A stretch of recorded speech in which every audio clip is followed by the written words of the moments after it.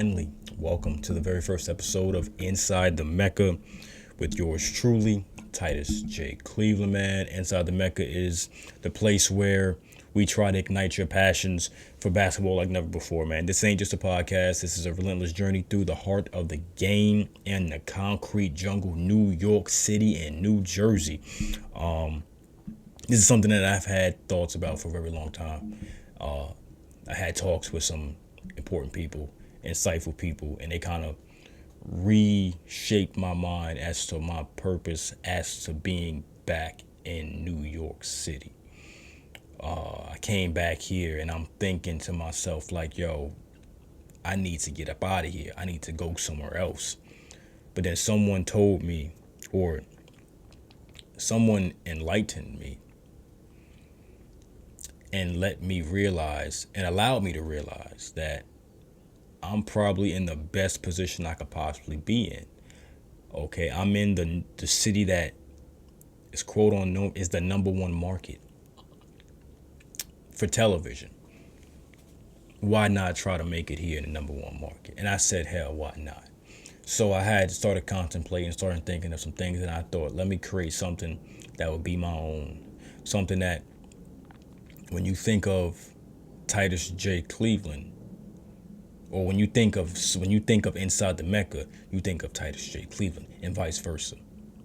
So that's what I decided to do, and I couldn't hold it anymore, man. I couldn't hold it. I said, why not? Let's just make it official.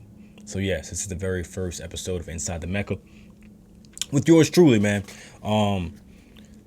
This is going to be a podcast where we try to go all over. We try to cover as much ground as we can in New York City and New Jersey, the tri-state area. Just trying to give you guys the insight of some of the best high school athletes, some of the best high school coaches, learning about some of the playgrounds of where, a lot of history of basketball came from. The Rucker, Dykeman, Gauchos. I can keep going on and on about a couple more playgrounds that is known, but that's what I'm giving y'all. Street ball legends, celebrities, anything that I can get my hands on that shapes the culture of New York City basketball is going to be right on this podcast. Guarantee it, okay? So I thought, why not have the first episode be, my very first episode be my takeaway from the Nike World Basketball Festival, the 2023 Nike World Basketball Festival that took place in New York City, Lincoln Center to be exact, on 66th Street downtown. The Nike World Basketball Festival was basically, celebrating the games, the legends, and the future right here in the city that never sleeps. The best athletes, the finest products, and the most incredible experiences are about to take over, ushering a new era of basketball. Now, this is exactly what they were trying to do, especially where they had their setup. Before you got to the actual game, they had a location where you could walk through history. You could walk through the past, the present, and the future of Nike basketball, and you got to learn a little bit about, the brand Nike.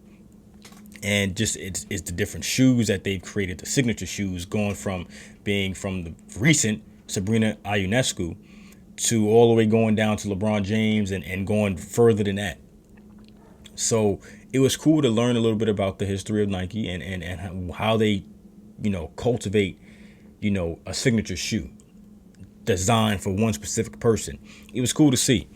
But also there was some games being played as well. And I personally made sure I got there very, very, very, very, very, very early. Maybe a little bit too early. Because I was outside on that line for an hour and a half before they had admitted anybody onto the premises. I was on that line for an hour and a half. Okay. Now, I have patience. I would consider myself a very patient individual to a certain point.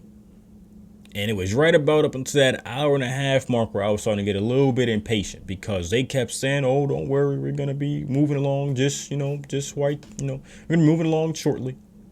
And I'm like, all right, bro, I'm looking at my watch and I'm like, y'all Nike, right? I mean, just do it already, let me in. Just do it. Y'all keep talking about it. Just do it. So we get in. It's about 11:30. I go walk to the game because I'm here. I know I'm looking for the action. I go straight to the action. Like I said, they had the nice displays of the Nike shoes, the signature shoes, and you walk through history. That was nice. I saw that, but I wasn't focused on that. I was going with it where I heard where the MC was talking.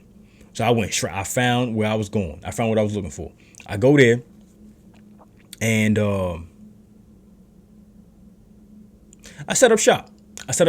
Like any person that creates content or is a videographer or a photographer.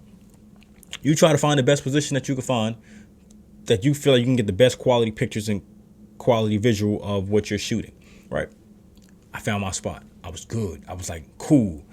This is where I'm going to be at for the whole time I'm here. I had some really good shots too, man. I'm telling you, if you don't believe me, you'll see them. You'll see the shots. You'll see. Matter of fact, I might put some up right here on this wall, just in case if y'all don't think I had some good shots. I had a good game. I had a good time, man. The first 2 hours there, it was really impressive, man. I got to see the first game, the boys constellation game. That's the game where the two teams that lost Friday night, they played Saturday morning, and then the two teams for the girls that lost, they play Saturday morning as well. So I got to witness some really good basketball, man, and I must say there's some really talented individuals on the high school level. And the more I do this, the more I stay in tune with Inside the Mecca, the more I'm going to learn who these people are. And the more I'm going to be able to dive deeper into how great their game is and critique their game. It's not just going to be praise. I'm going to give critiques as well. I'm going to critique. Now, yes, you're on the high school level. You're not a pro. You're not a professional. So I'm going to be a little bit lenient on how I critique, but I'm still going to critique. And like I said, if you don't like it, well, get used to it. Because if you want to get to that level, if you want to be on this level, it's going to be a lot more critiques. So you might as well just get started with mine first, just might as well. But it's rare that I'm going to critique unless I feel like there's a need to. Because 9 times out of 10, these guys and girls are sensational at what they do right now on this level. I mean, I'm looking at some of the handles that not the boys, the girls display. And I'm like, yo, I like where this is going. I like when I can see a girl put the ball on the deck and hit me with a triple threat or hit you with a crossover. It's knock down, step back. I'm like, they doing this?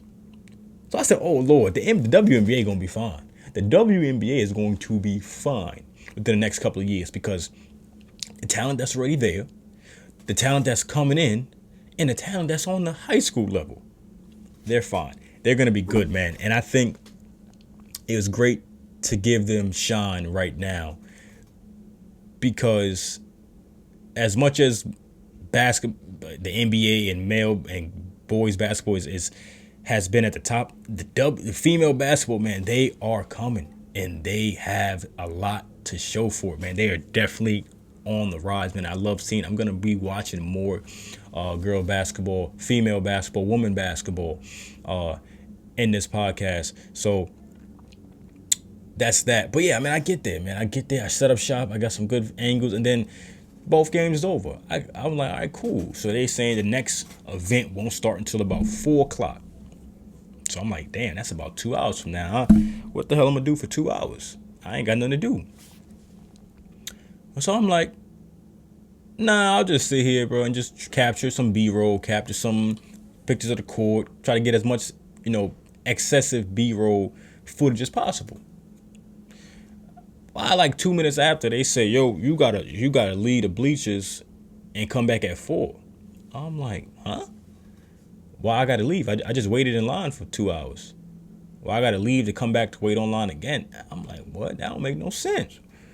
And if you're a photographer, if you're a videographer, if you're working news, if you work television, and if you're a one-man band, basically, you know how important it is to get to your sweet spot, to where you can set up shop and do what you got to do. You know how important it is for us to get to our spot that we think that it is a good location to capture video. So in my back of my head, I'm like, all right, damn, I already lost my spot. I'm not getting the same spot I was just at. And what do you know? I come back at 4. I wait online. I get in, and what do you know? The spot I had was gone. And I'm like, ain't this up? So now I gotta find a new spot, right? Where do I go? Where do I go? Where can I go? I don't know because where I was at is no longer there, and then on the far right was packed. All I had was the middle to choose from, and I didn't want to choose the middle because what they were doing at that time, they were just squeezing us all together. Hey man, squeeze in, man. Don't be afraid of one another. All right, I'm not afraid of them, but I got equipment and I got a camera. I need space. So I need like a lot of space, and they just wasn't trying to hear that. And then if I try to stand up, you can't stand up. You got to sit down. I'm like, dude, I can't. They wouldn't even let me on the court. Let's listen. I'm like, can I get on the? No, you're not media. So I'm like, bro, what the hell is going on? Like, how am I gonna get captured, footage for the late night game? Because I know the late night game is what I came here to see. So as I'm watching the king of the court, queen of the court, I'm just thinking to myself, the videos that I were capturing were not the best quality.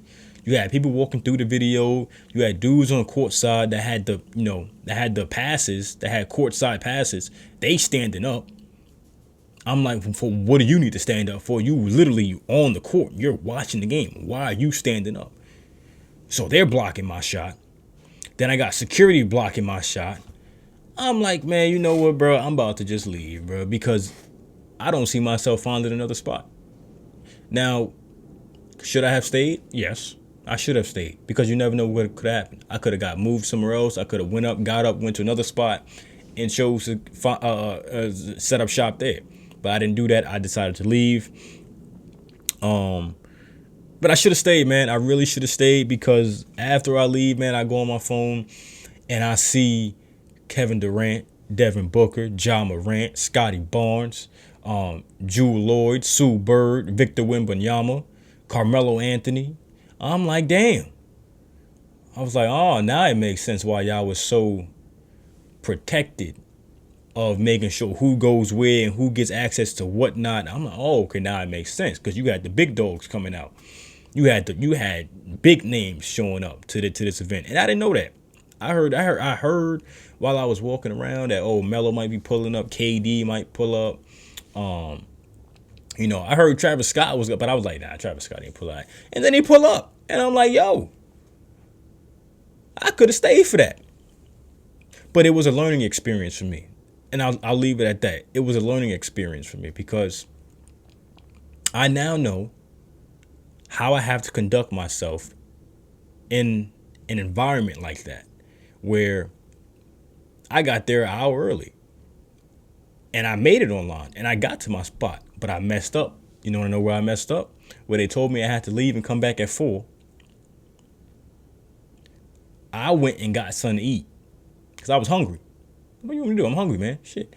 But what I messed up is that I didn't get back online. I waited an hour and some about 30 minutes to an hour and networking with people, which is not wrong in itself. That's what I came here to do as well, to network. But me networking ultimately sacrificed my spot, a good spot, when the game was going to be played. So that's where I made my mistake at. But next thing you know, bro, when I go out there again, I'll know I learned my lesson. I have to get to this. I have a job to do. I have to get to this point, to get to this location, to make sure I have enough space or, visual to capture what I need to capture. But yeah, man, it was pretty cool to see, man. Really good talents in New York City, not just in New York City, but all over the country. This was the best high school talent all over the country coming to one place to show out. And if I have to be honest, man, they did not disappoint. Even the consolation games were impressive in itself, man. Not that many people showed up for those games, but I tuned in and I said, yo, like, some of these dudes they got skill. They got skill. Now, like I said, that was just my one time seeing them play. Do I know if they will go far in their careers? I don't know. I have to get more intel on them to see how they play and how they perform on their high school level and AAU circuit. But I think that the championship game displayed some of the best talent. And as even though I didn't watch it, I wasn't there. Obviously, I got social media. I follow the NBA app. I follow the NBA account on Instagram. I seen what was happening.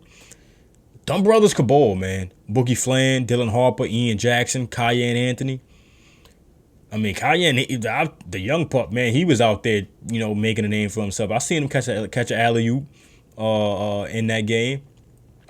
But yeah, just a bunch of talent in one place. And then you got the NBA stars looking at who they're going to be facing up against or who's coming up. They get to have a first eye, a witness of this talent. So man, it was pretty cool to see, man. But yeah, that's a wrap for this episode. I think it's weird. I just had to get it out. I had to get the first one out. The first one had to be done, just because I was trying to make it perfect. I was trying to make this first episode perfect as possible, and I just thought to myself, man, there's no such thing as perfect. Just get it done, and keep building and keep growing. So that's what I'm gonna keep doing, and you will next time you will see me is Thursday while I'm at Cardinal Hayes High School in the Bronx, New York. If you guys that keep saying why you keep going to Cardinal Hayes, well, if you don't know, that's my alma mater. If you guys don't know, yeah, I am a proud Hazeman. Let me get that right. Hold on. I am a proud Hazeman. I didn't play basketball. I did play baseball, but basketball is my favorite sport. Yeah, man, I'll be there a lot because I get the most access to the players, and we have some really good players on our athletic teams. So I'll be there Thursday. Open gym, Cardinal Hayes basketball team. I'm looking forward to see what I can find, what I can get, a story from Coach Loads. A lot has happened from last season to this season, and I want to get his perspective on it. Not that I want to get some perspectives on some young talent that's coming in, playing varsity. How will they manage? How will they adjust to playing at a higher level? And what to expect from the Cardinals this season, man. That's really my whole agenda going into Cardinal Hayes this Thursday. But stay tuned, man. This is Inside the Mecca with yours truly, Titus J. Cleveland, man. It's been fun. It's been a wrap. I will have the highlights from yesterday on the page, on the YouTube page, on the Instagram page. So stay tuned for that. And man, I'm looking forward to you guys being on this journey with me. Follow, subscribe, and we're only going to get better, man. We are only going to get better. The first episode, people may say this one sucked. Hell, I might say it sucked. It's fine, because I know I'm getting better as I do this every single day, every rep, every day, every rep, brick by brick. I'm going to get better. And the more confidence I get, that's when it's going to get scary. Because when I left New York to go to Florida, I felt like that wasn't a challenge for me to conquer Florida, to conquer Orlando, to conquer, my degree. That I was hungry. I was motivated to go out there and prove to people that I was made for this. But now I'm back in the number one market. And this is my biggest challenge. Okay. The number one market, trying to make it in the number one market. And that's my goal. So, like I said before, when you see Inside the Mecca, you think of Titus J. Cleveland, a.k.a. Mr. AP Certified. I'm out.